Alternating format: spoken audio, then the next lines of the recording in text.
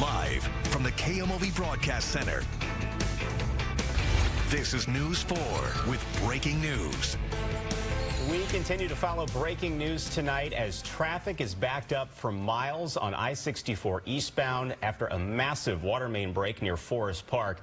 On your left is what it looked like about an hour ago, and then there on the right is a live picture of 64 right now around the Tam Avenue Bridge. For perspective, this is right in front of the St. Louis Zoo with the flooding on the eastbound side of I-64. Yeah, let's get to News 4's Caroline Hecker, who has an eagle eye on what's exactly causing this problem. Caroline. Well, guys, I can tell you within the last half an hour, the actual source of this flooding, a 30-inch water main break, has slowed. However, just on the other side of the Tam Avenue overpass, it is still flowing. So water is still moving, but it doesn't look like a geyser like it did about 4:30. Take a look here at the interstate. This gives you an idea of just how deep the water is. If you look at the median, as well as this white car, we are told by the fire department there was a family traveling in this van. They were safely able to get everyone out of the car, including some young children. And I can tell you the water has began receding. It was over the wheel well, kind of touching the license plate, and now it's dropping. Interstate is still closed, like you said. You see a lot more empty space, though. That's because a lot of the semis are actually rolling backwards, trying to back up. We'll show you that in a second, but because it's somewhat clear right now, we have a moment of clarity. You can finally see that pile up there in the northbound and southbound lanes. That is the focus of what these first responders have been attempting to clear this entire afternoon. Now, I can tell you that you can still clearly see and feel the wind that caused this accident. They've been moving semis off the interstate. Injuries in this accident ranging from minor to life-threatening, with the victims as young as 2 and as old as 80. This portion of Interstate 55 shut down for at least the rest of the evening. Nora? Yeah, very windy indeed. Caroline Hecker, thank you so much. Following the latest developments today and continues our coverage tonight live from that scene. Dion, what can you tell us? Corey, the wind has died down some, but we've still seen a little bit of dust flying in the air, but it's good enough for officials to open the highway back up. It was closed for about 2 hours, but they obviously did this to prevent that horrific scene we saw yesterday. Live from the Kmov Broadcast Center. This is News 4 with breaking news. And that breaking news we are following on this Wednesday morning is out of Madison County. We are just learning that multiple people have been killed in a crash between a Greyhound bus and 3 tractor trailers. News 4's Alex Gall is live at the scene this morning along Interstate 70 near Highland, Illinois, with more on what Illinois State Police have told us about the number of victims. Alex? Well, Claremont, we are currently driving on I-70 eastbound towards the scene right now, and as we come over this hill, you're going to be start to see some of these emergency lights in this area. And again, we are getting breaking news in the last half hour or so. ISP are confirming 3 people have now died from this crash, and 14 more are injured. As we're passing it right now, we'll turn the camera to the left a little bit so you can see what's going on right now. That tractor trailer right there, and you can see the bus. A massive police presence here on I-70 westbound. Dozens of emergency vehicles have backed up traffic for hours. Well, Ryan, we are here on the side of I-70. If you look to my right on the camera's left, you can see the westbound lanes, and there's now 1 lane of traffic here moving. Now, again, we're about 5 hours removed from when this crash happened at about 2 this morning, and you can see behind us there's still a lot of police presence in this area, and you can even see the semi-trailer that got crashed into. Now, this happened right near a rest area, the Silver Lake rest area here near Highland, and ISP tell us that this Greyhound bus came and hit the side of those tractor trailers that you can see in the camera shot right now, and that's kind of what the scene looks like at this moment. 3 people were killed and more than a dozen others injured in a horrific Greyhound bus crash overnight in southern Illinois. Alexis Zotos from our CBS affiliate KMOV reports 14 passengers were transported to area hospitals. It was just before 2 a.m. when Illinois State Police say a Greyhound bus traveling from Indianapolis to St. Louis crashed into 3 tractor trailers parked along a highway exit to a rest area. Images show the bus's entire right side ripped open. In front of me was a man stuck between the seats, like his whole body was folded. At least 3 people were killed, 14 others seriously injured, including the bus driver. 4 had to be evacuated by helicopter. The scene so bad, all westbound lanes of the highway were closed for several hours. I woke up in the air. When my brain registered what I was doing, I was floating. David Chernow had been asleep inside his truck for hours when the bus slammed into it. He immediately got out and started helping. I got 5 people out through the window. I ran to my truck and got the fire extinguisher, and I put the fire out. And then I got the last pregnant lady out the window with one of the other guys that had climbed out earlier. The NTSB is now investigating this deadly accident. Right now, we know that in Illinois, it is actually illegal for trucks to park on an exit ramp, but many drivers do, as it's difficult to find overnight parking. Nora. Alexis Zotos, thank you. As News 4 is busy covering breaking news in just the last 15 to 20 minutes, we have confirmed that St. Louis Circuit Attorney Kim Gardner is stepping down today. As you know, that's more than 2 weeks earlier than the June 1st date that she initially announced that she would be walking away from the embattled office.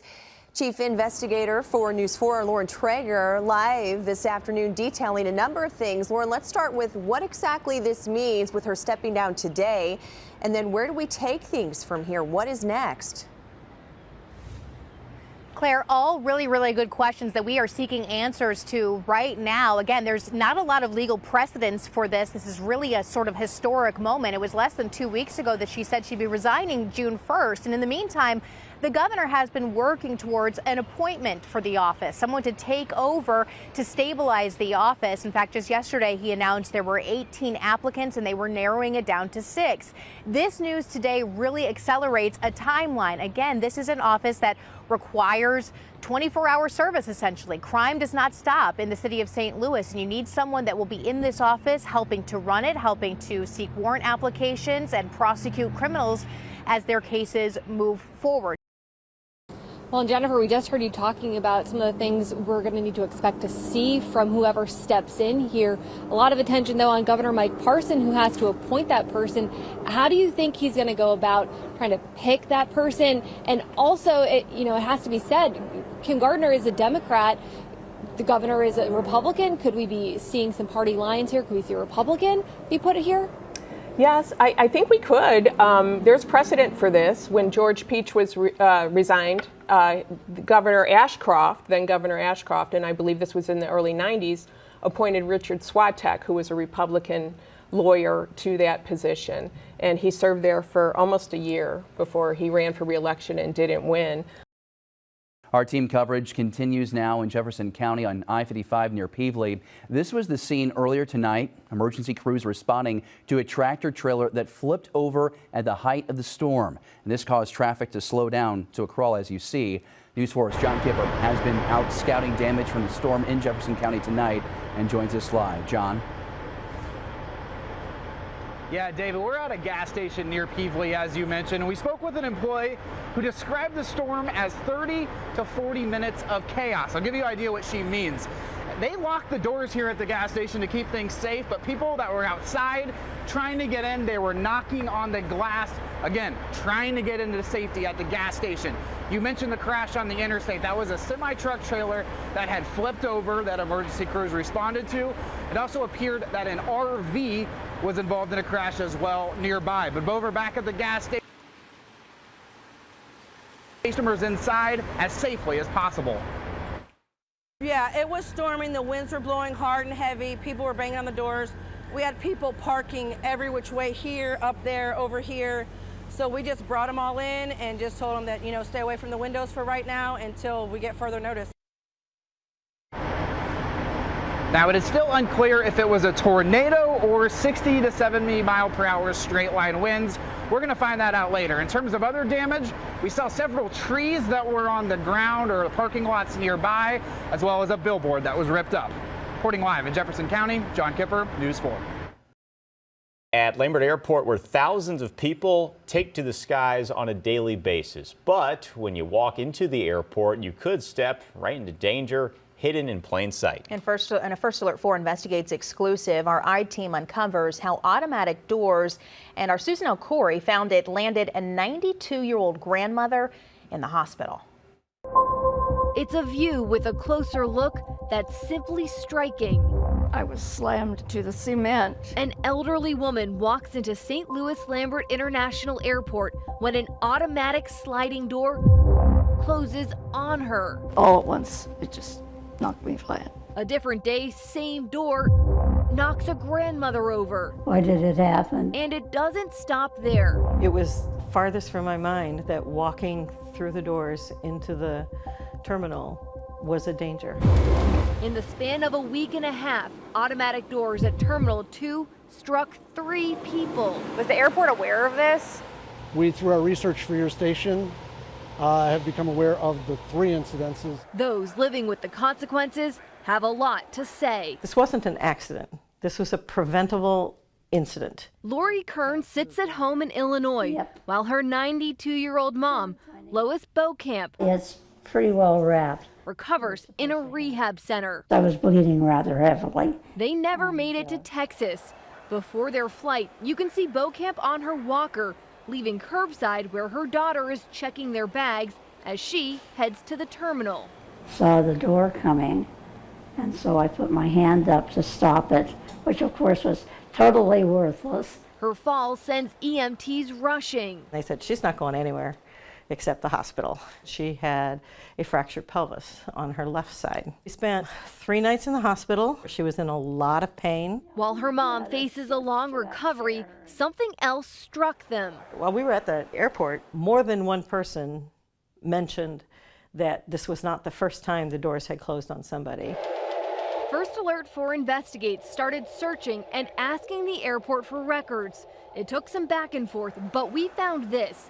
July 18th, 2023, 86-year-old Shirley Southard, a door closes on her, her cane in the air as she falls. They said I had a goose egg on the back of my head, and at that point, I hadn't moved around that much, but my hip was beginning to hurt. It was the same door that would hit Beaucamp a week later. I think we're owed answers. The third time happening days after, as Marilyn Woods leaves baggage claim with her granddaughter. I was like, did that door just hit me? After the moment of impact, the door goes off its tracks. That don't give you a pass that you can hit 3 people because you've had so many other people go through the door and they didn't get hit.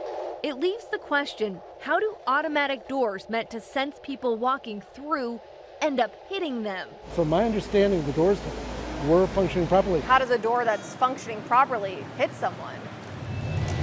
Again, I cannot tell you at this point, and I'd like to feel that, again, with the amount of passengers going through these doors, it's one of those anomalies. A spokesman says when we started asking questions, the airport made changes. We looked at the door centers, we readjusted it. He took us through door by door. Hey there, guys. To show they're staying open. The optic is right there. When they need to. We've now adjusted it where the flow of anyone coming through the door can be more of a diagonal track versus, from my understanding, it once was more straightforward into the door. There are national standards which set up safety zones around automatic doors extending several feet into the walkway. So when someone is standing in that area, the door is supposed to stay open. But if a sensor isn't working, that can sometimes create blind spots, which engineers say often pop up on the sides of the door. The automatic door that's working right shouldn't close on people. Dr. Richard Hooper is a Texas-based engineer who studies automatic doors. It's a common occurrence. The Consumer Product Safety Commission estimates last year more than 1,300 people nationwide were injured by automatic doors, an average of nearly 4 a week. I would like to see the doors be safer just by design, but until then, yeah, they need to be checked every single day by the property owner. It only takes a few minutes. At the airport, we found stickers on multiple doors calling for daily safety checks, even noting if there's a problem, discontinue use immediately. Is there a daily check that's done? I can't say that there's a daily check. I'd have to look into that for you. They're inspected annually. It is one of those anomalies that occurred. The airport points to statistics saying so far this year, out of more than 4 million passengers, 3 were hit by doors. One time is too many, and we regret that it even occurred, but we stand by the idea that we have a pretty good track record of getting people through those doors.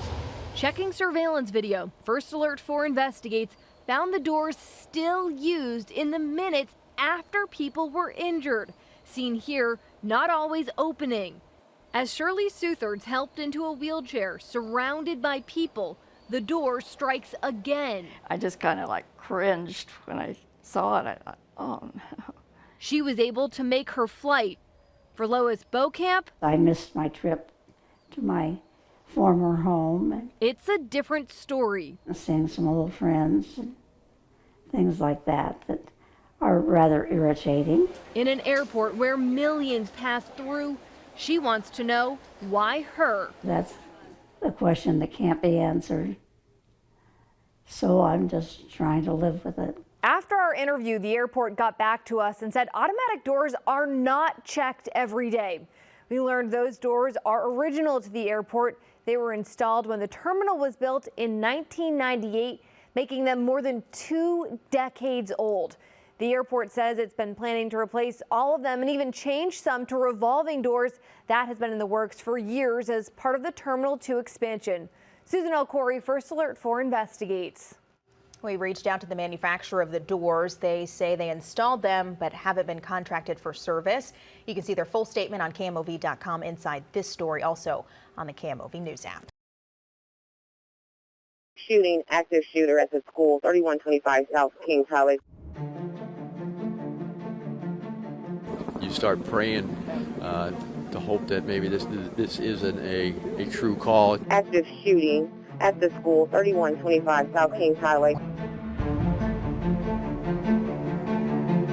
We have been following breaking news here in the city of St. Louis. Reports of a shooting at a school. That school is Central VPA High. There was no moment that I didn't think that it would be my last day.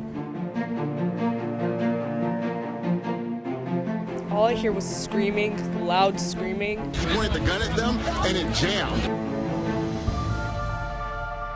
The babies, the children, they didn't do anything. They didn't do anything. I remember saying out loud, why? Why? Out over and over. I was just, why us? Why would somebody do this?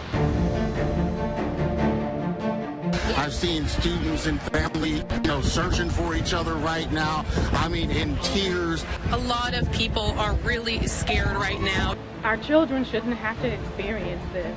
I'll be the first to say, of course I have 1,000 questions. First one being, why my baby? We found police records that show officers went to the shooter's house days before the tragedy at Central VPA. Could it have been prevented?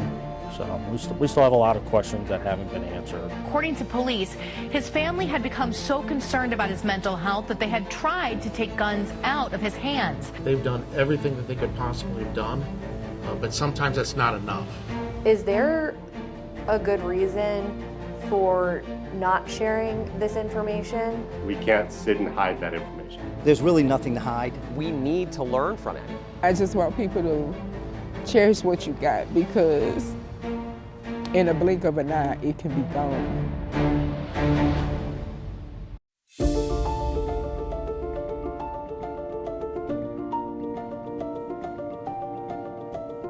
Families shattered, students and teachers traumatized, and 1 year later, still many questions left unanswered. I'm Lauren Traeger.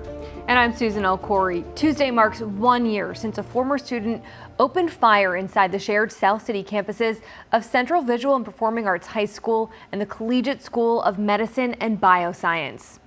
CVPA teacher Jean Kuchka and student Alexandria Bell were killed. 4 other students were injured. The gunman shot his way into the school through a side door. Less than 10 minutes later, police exchanged gunfire with the shooter, killing him. In the next half an hour, we're going to take a look back to remember and honor the lives lost and hear from those who rushed to help. First Alert 4 continues working to uncover details on the shooting and questioning the lack of transparency in the investigation. We're also hearing from the families whose lives were forever changed. Alexandria Bell died days before her Sweet 16. Her mom tells us she's now part of a club she never wanted to be a member of. Everywhere she goes, Oh, my angel. Keisha Akers wears reminders My baby loved dinosaurs. of her daughter, It's just a way of keeping her with me. known to those who loved her as Alex. She was perfect for me. It took me 10 months to admit that she was gone. 10 months. What parent wants to deal with that? Alex was a sophomore at CVPA High School studying dance. She was in class when a former student armed with an assault rifle shot her. To wake up, get your child ready for school, take them and put them on the bus, and just know, like, this will be a normal, regular day. Only to find out that was the last time I was gonna ever see her.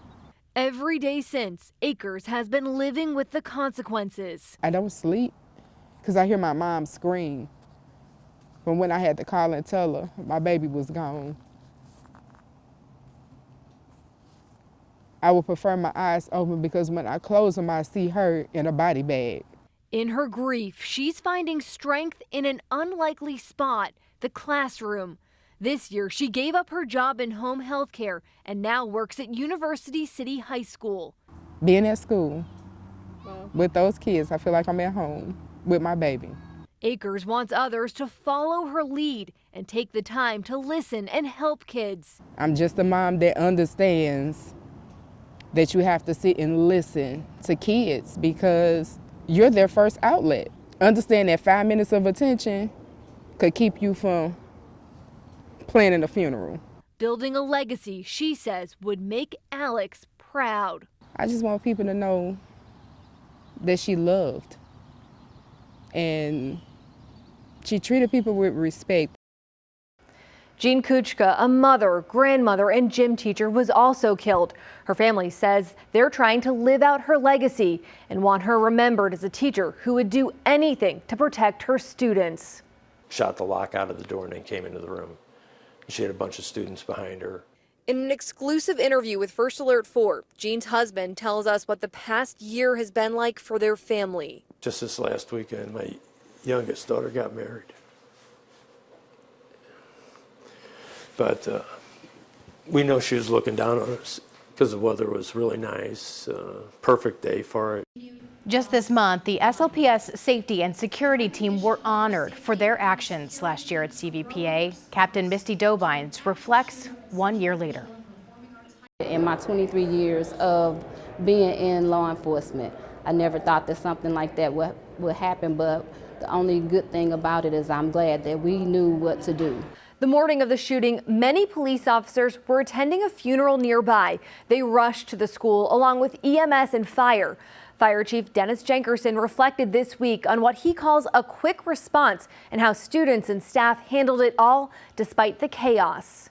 We took them over there. We had several injuries as they were evacuating, 10 to 12 injuries with ankles and elbows and heads and cuts and scrapes, which we had to evaluate and transport. As you can imagine, they were just, to say they were upset is not the right word, but if you can film a perfect evacuation in very, very tough situations, this is one to look at. They did a great job. He says it was a day they had trained for, but one that will be in the back of his mind forever. Many credit the heroism of other first responders who eliminated the threat that day. The shooter was killed on scene. Coming up, we're going to look deeper into his background as questions about how he got the gun remain.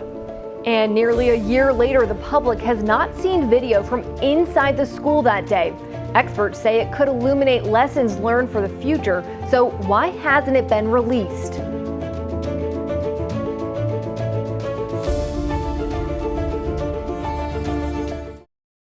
Scammers, hackers, even telemarketers are itching to get their hands on your personal information. Yeah, and some people in the metro say they are shocked to learn their names, addresses, and other data is being sold for profit by a government agency. And Chief Investigative Reporter Lauren Traeger tells us there really isn't much you can do about it.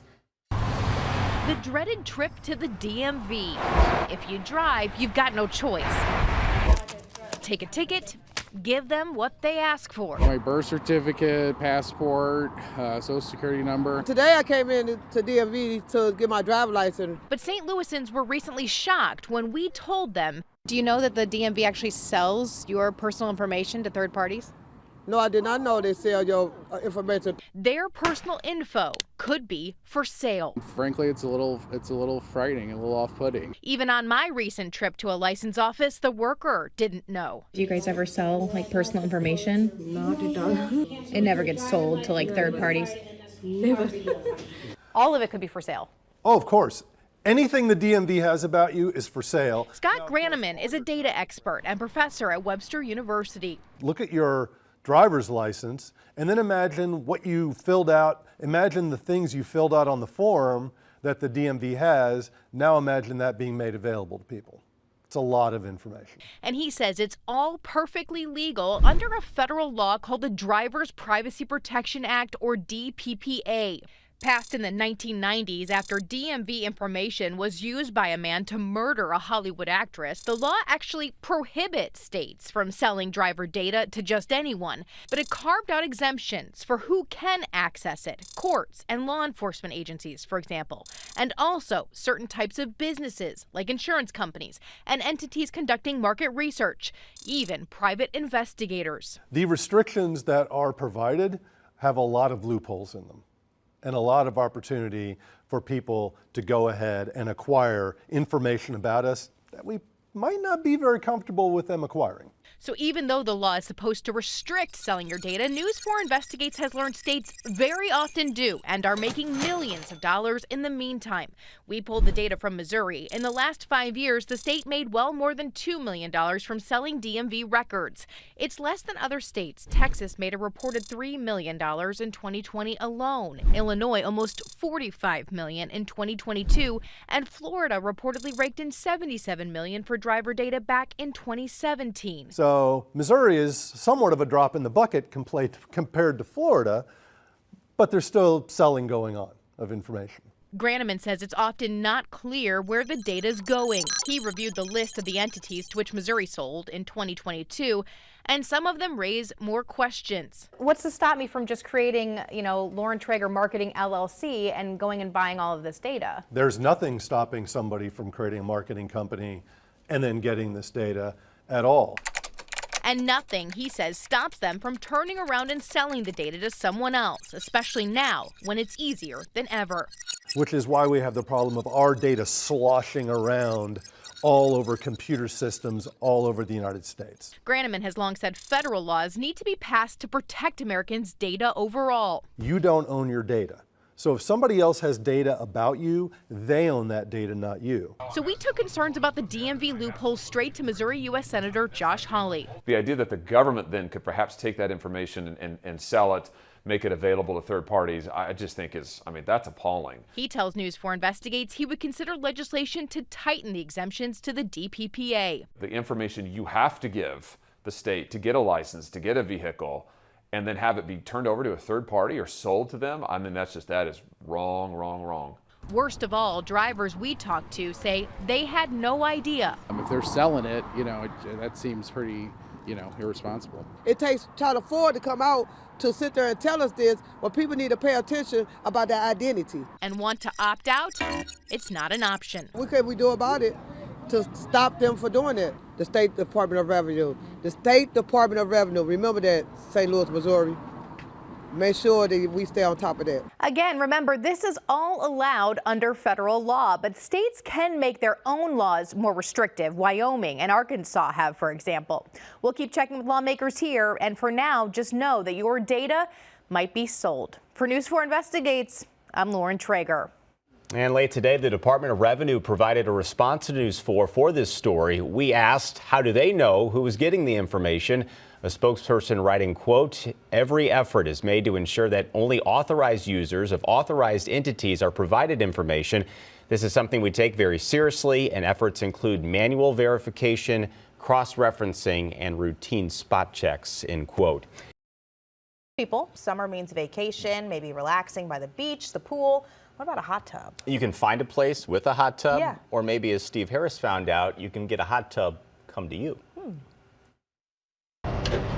Years ago, Douglas Olfey had an idea to build something. It took about 3 years to do it. Something you don't see every day. What's that? I don't get it. I just don't get it. Something people will talk about. We'll just see people going, what the hell is that? Behold, Doug's creation, a time machine. No, I'm just kidding. I couldn't resist the reference. No, at first glance, there's nothing unusual about this hot tub until you look closer and you look under. This one has wheels, brake lights, and a license plate. I had a trailer I used to haul wood around in, and I go, what if I took that trailer, put a hole in the middle, and stuck a hot tub with the feet going through the hole? A fully functioning 4 jets in there, you can adjust any way you want to. Mobile hot tub. He takes it to ball games, Halloween parties, even a drive-through. And when people see him with his special spa in tow, he gets this question a lot. They go, why? Mostly why, not, they know what it is. His family owned a local pool business for decades. That fueled his fire to bring a heated party to the people. I was looking for something that would be easy for somebody to just set up. Something that one person could use, don't need a special vehicle or anything. So there was actually no real reason for me to be in the hot tub. I mean, it doesn't really add anything to the story, but it does add to my pleasure and enjoyment. If you gotta work, this is the way to do it. Eventually, Doug wants to rent out his mobile hot tub. Until then, he'll keep turning up the heat and turning heads. Steve Harris. If I could find a way for him to pull me around from story to story, that would be perfect. News 4. He looks very relaxed. Right. I'll give Tough him that. assignment there for Steve. How do you go into the DMV and say, yeah, I need a license for a hot tub? For a hot tub? What's the registration on that look like? Exactly. Yikes. All right.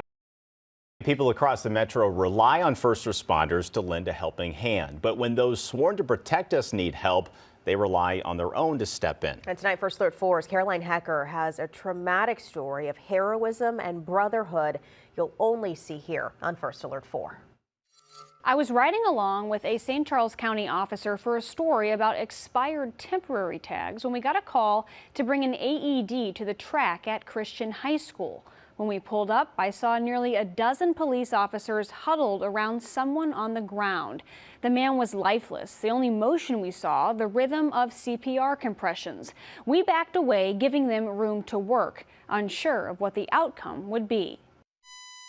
I need fingers on a pulse. Looks like VFib on the monitor. No pulse. I don't feel everybody pulse. Clear? These are the harrowing moments St. Charles County police officers and paramedics train for. In the white shirt is Lieutenant Pat Sykes, an ex-SWAT commander. He's no stranger to performing CPR, but this time it's different. It makes it really hard to think that whether you wanted it to or not, your friend just died in front of you, and you were one of the people that is responsible for if he lives or dies, and that's a very emotional thing to go through.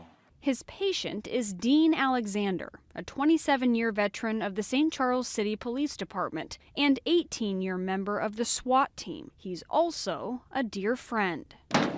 After finishing a physical fitness test for a part-time gig at the Sheriff's Department, he says Dean stopped to talk with some old friends. About 30 minutes later, as he was walking to his car, the unthinkable happened. I heard something hit the fence and then a body hit the ground, and it was Dean. I turned to look, and I honestly thought Dean passed out. Dean fainted. And I immediately ran over to Dean and realized he wasn't breathing, didn't have a pulse. Keep coming back, keep coming back. Sykes, along with a team of others, administered CPR on Dean for what he says felt like 15 or 20 minutes, struggling to get him back. I think we lost him at least once before the medics got there, I remember 3 times specifically where the third time is really what got me, and I thought, I don't know if we're going to get him back this time. It's all good, man. We got you. With things looking grim, Sykes says he started yelling at his friend, He's coming back. desperate to get through to him. Good.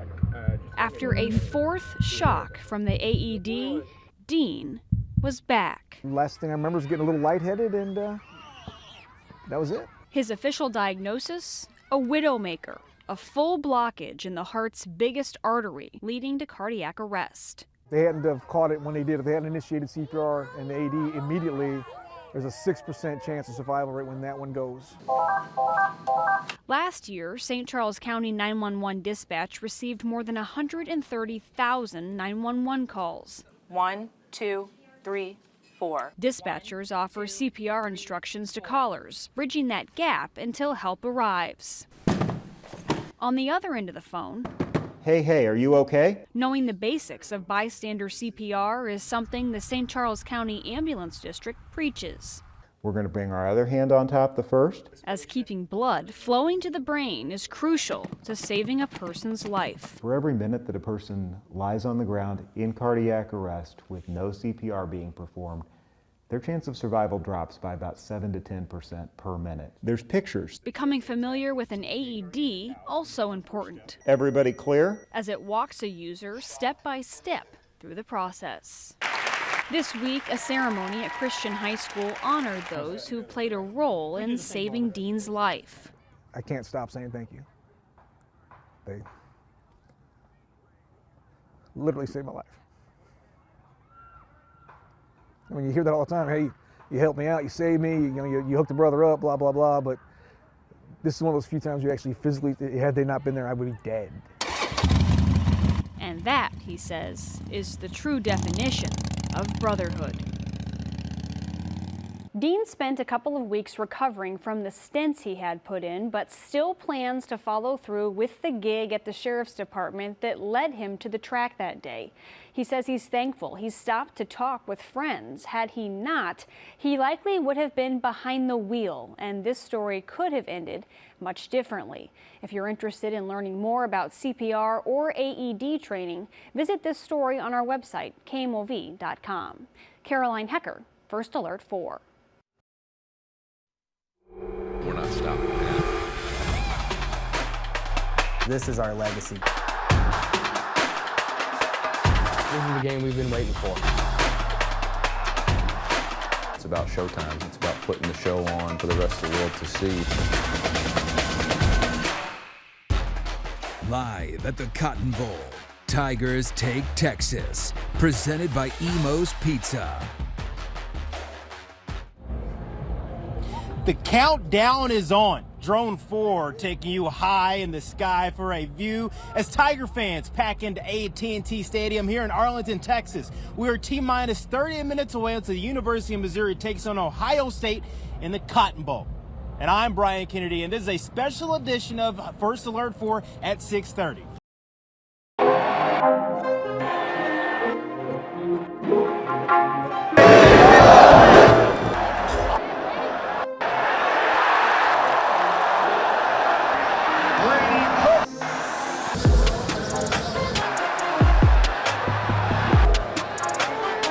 Process. We've got to ignore the noise. We've got to ignore the hype. We've got to realize what's taken us to this point. You know, it's STP. It's something to prove. Something to prove. Powered by JimButlerAutoGroup.com. Sports on 4 is on the ground in Athens, Georgia.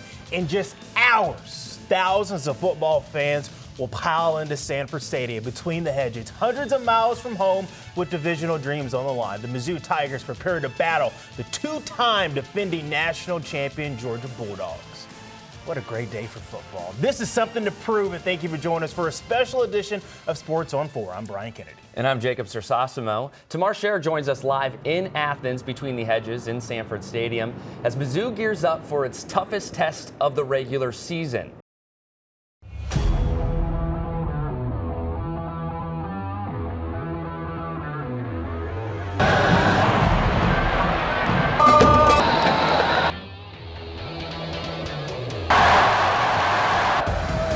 start to make his way. Kick.